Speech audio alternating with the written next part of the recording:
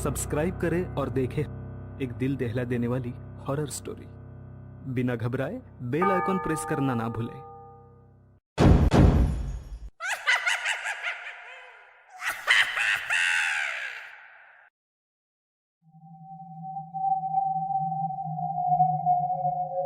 अंकुश की मौत के बाद हवेली में गहरा सन्नाटा छा गया। आदेश की गहरी लाल आंखें और ज्यादा डरावनी लग रही थी।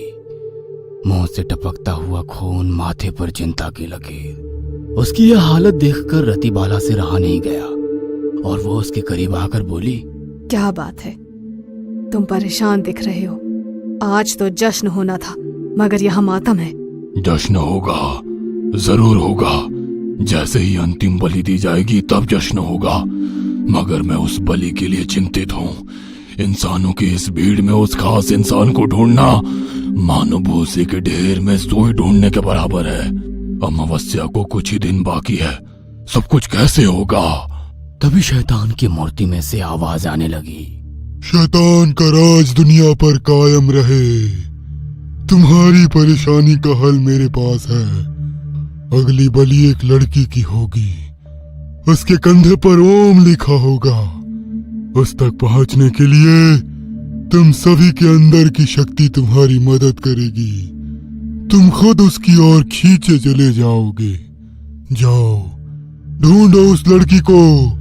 और हाँ, एक बात का ध्यान रखना, बलि के लिए उसे इस महल में स्वयं आना होगा।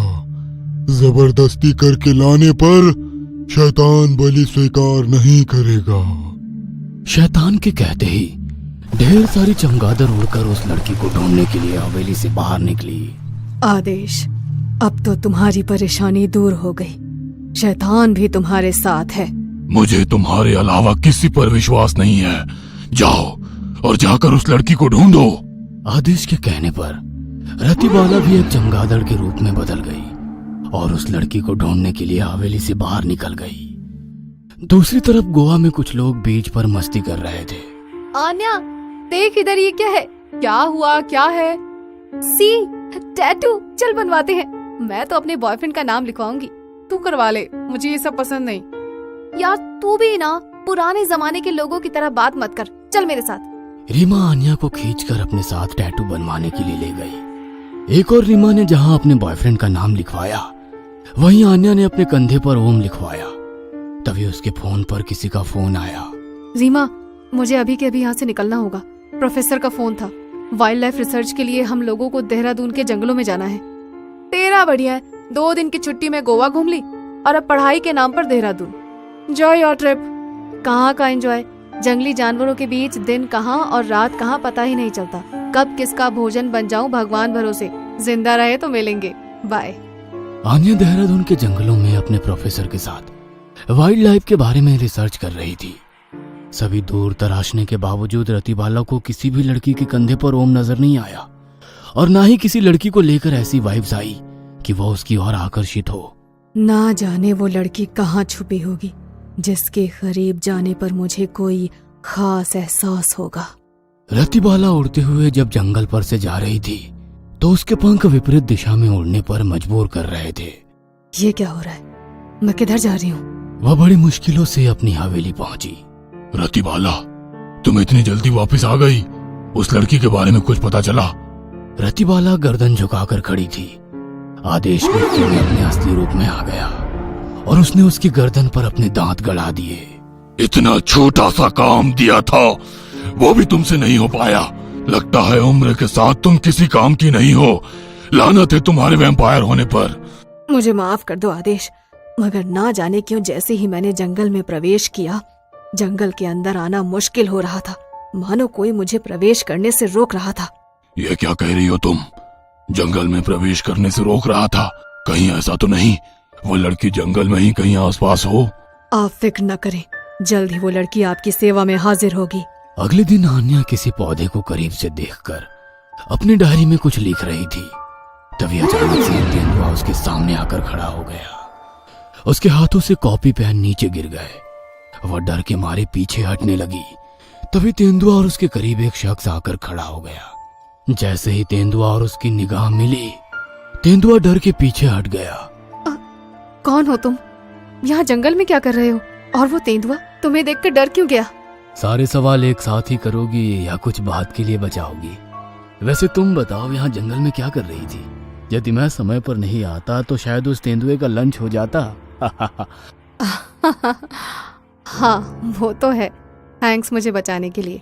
मगर तुम इतनी गर्मी में ये काले कपड़े क्यों पहने हो? और तुम्हारा चेहरा इस मास्क के पीछे क्यों है? कहते हुए आन्या उसके चेहरे से मास्क हटाने लगी तो आदेश 2 कदम पीछे होकर अचानक गायब हो गया। आन्या उसे ढूंढने लगी, तभी प्रोफेसर उसके सामने आए।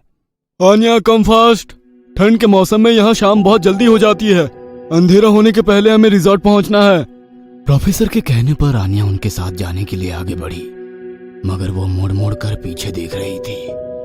आदेश भी चमगादड़ के रूप में उड़ते हुए उसे ही देख रहा था। उसकी नजर उसके कंधे पर लिखे ओम पर गई।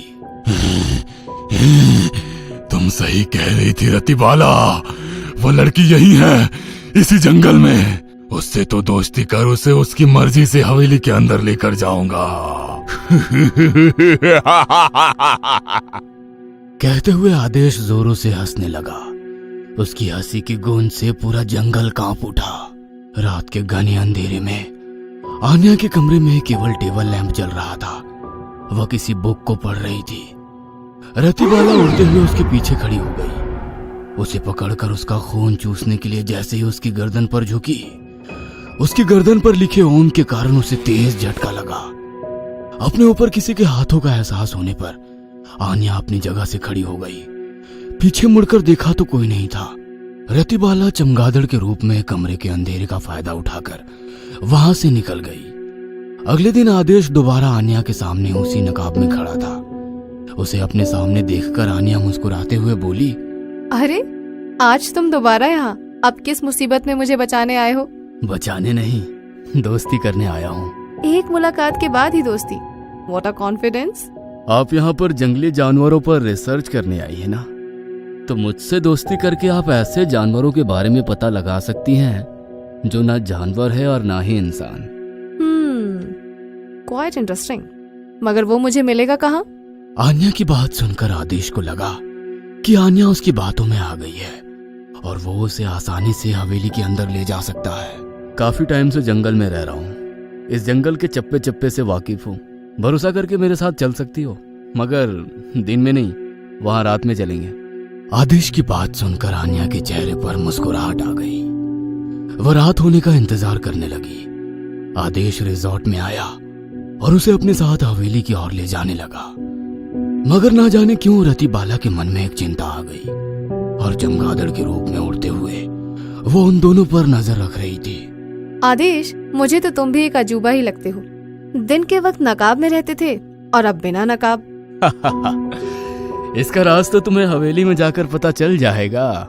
जंगली जानवरों पर और जंगल में रिसर्च करते करते आन्या ये तो जान गई थी कि किसी अनजान के साथ ऐसे सुनसान जगह पर जाना जान का खतरा भी हो सकता है। मगर उसे उस हवेली का राज जरूर जानना था जिसके बारे में उसने गांव वालों से सुन रखा था। आदेश आन्या के साथ हवेली की ओर बढ़ने लगा। शैतान के लिए बलि आ गई थी, इसलिए चमगादड़ों ने उड़कर जश्न मनाया। इतने सारे चमगादड़ को एक साथ उड़ता हुआ देखकर आन्या हैरान हो गई। ओह, पिछले 4 सालों से जंगल में अलग अलग जगह जाकर रिसर्च कर रही हूँ, मगर इतने सारे चमगादड़ एक साथ पहली बार देख रही हूँ। और भी कई सारी चीजें हवेली में पहली बार देखोगी, आओ मेरे साथ। आदेश के कहने पर आन्या मानो यंत्रवत उसके पीछे पीछे चली जा रही थी। आदेश के पहुंचने पर हवेली का दरवाजा अपने आप खुल गया और जैसे ही वे दोनों हवेली के अंदर दाखिल हुए, हवेली का दरवाजा बंद हो गया। हवेली के अंदर पहुंचते ही आन्या को होश आया, क्योंकि शैतान के लिए बलि तभी दी जा सकती थी जब लड़की पूरे होशो हवास में हो। अब आदेश अपनी असली रूप में आ गया था। Welcome to my world. बहुत दिनों से तुम्हारा इंतजार था यहाँ पर, अब तुम आ गई हो। इंतजार खत्म। तुम्हारी बलि के बाद मुझे इस दुनिया पर राज करने से कोई नहीं रोक सकता। कहते हुए आदेश हंसने लगा। सारे चमगादड़ आन्या के आजू बाजू उड़ रहे थे।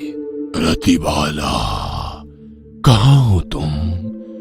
आज के दिन का तुम्हें इतने बेसब्री से इंतजार था और अभी तुम ही नहीं हो। मगर वो अदृश्य रूप से उन लोगों पर नजर रखी हुई थी। कौन हो तुम और धोखे से मुझे यहाँ क्यों लाए हो? बलि, दुनिया पर राज, क्या है ये सब?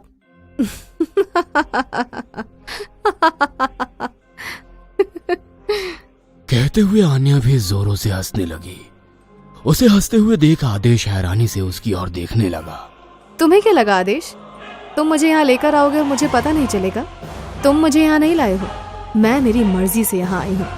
तुम मेरी क्या बलि चढ़ाओगे? आज तुम्हारा अंत निश्चित है। तो सुनो मेरी यहाँ तक आने की कहानी। आज से 10 दिन पहले जब तुमने एक व्यक्ति का खून चूस कर उसका शरीर हवेली के बाहर फेंका था, वो शरीर मेरे गुरुजी को मिल गया था। उस समय मैं गोवा में थी और तभी गुरुजी का फोन आया। आन्या, इस दुनिया पर शैतान का राज कायम होने वाला है, जिसे तुम ही रोक सकती हो। अमावस्या के पहले तुम्हें उस वैम्पायर को मारना होगा। मगर मैं उस वैम्पायर को पहचानूंगी कैसे? वैसे तो वैम्पायर दिन के उजाले में सूर्य की रोशनी से बचने के लिए हमेशा खुद को ढक कर रखते हैं, यही उनकी सबसे बड़ी पहचान है। मगर तुम्हें परेशान होने की जरूरत नहीं है, वह खुद तुम्हें अमावस्या के पहले ढूंढकर अपने ठिकाने पर ले जाएंगे। वही तुम्हें उसका अंत करना होगा। समझे वैम्पायर आदेश, मैं यहाँ पर कैसे आई? जब पहली बार तुम मुझे मिले थे, खुद को सूर्य की रोशनी से बचाने के लिए खुद को पूरा कवर किए हुए थे। तुम यहाँ पर आ तो गई हो, मगर अपने मंसूबे पर कामयाब नहीं हो पाओगी। मैं अमर हूँ, अमर हूँ, मुझे तुम नहीं मार सकती। बस कुछ पल की बात है, जैसे ही 12 बजेंगे तुम्हारी बलि और इस दुनिया पर मेरा राज होगा। कहते हुए आदेश ने बड़े बड़े नाखूनों से आन्या के चेहरे को नोचने लगा। आदेश ने आन्या के चेहरे को नोचकर उसका टपकता हुआ खून पीने लगा और फिर उसे अपने दोनों हाथों की मदद से हवा में उड़ा दिया। आन्या खुद को संभालते हुए जैसे ही जमीन पर वापस आई, आदेश अपने बड़े बड़े दांतों से उसकी गर्दन की ओर बढ़ा। मगर आन्या पहले से ही सचेत थी। उसने अपनी कमर से चांदी की कटार निकाली और उससे आदेश पर वार कर दिया। गुरुजी ने बताया था वैम्पायर को मारने के लिए सूरज की रोशनी और चांदी ही काफी है। शुद्ध चांदी तुम लोग छू नहीं सकते। कहते हुए आन्या दोबारा आदेश पर वार करने लगी तो रतिबाला उन दोनों के बीच आ गई। इस बार घाव रतिबाला को ही हो गया। दोनों वैम्पायर को घायल देखकर सारे चमगादड़ हवेली छोड़कर चले गए। आन्या खुश थी कि एक ही बार में उसने दोनों को मार दिया। वो भी हवेली से बाहर निकल कर आई और हवेली में आग लगा दी।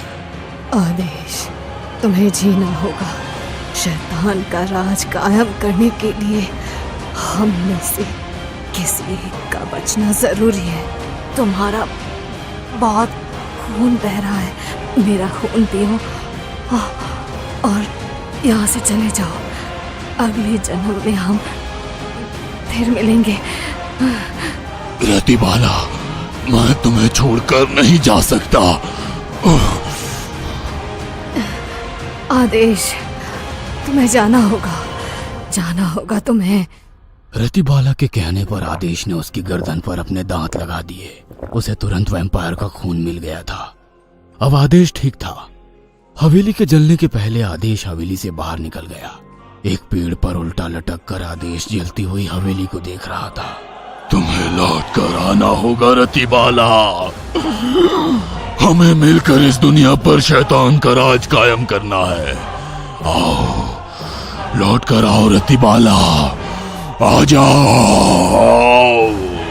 हवेली जल रही थी और दूसरी तरफ दूर कहीं एक बच्चे का जन्म हुआ, जिसके जन्म से ही बड़े बड़े नाखून और दांत थे। ये कहानी आपको अच्छी लगी हो तो हमें सब्सक्राइब करें, हमारा इंस्टाग्राम और फेसबुक पेज जरूर फॉलो करें। और हाँ दोस्तों, सब्सक्राइब करना भूलना मत।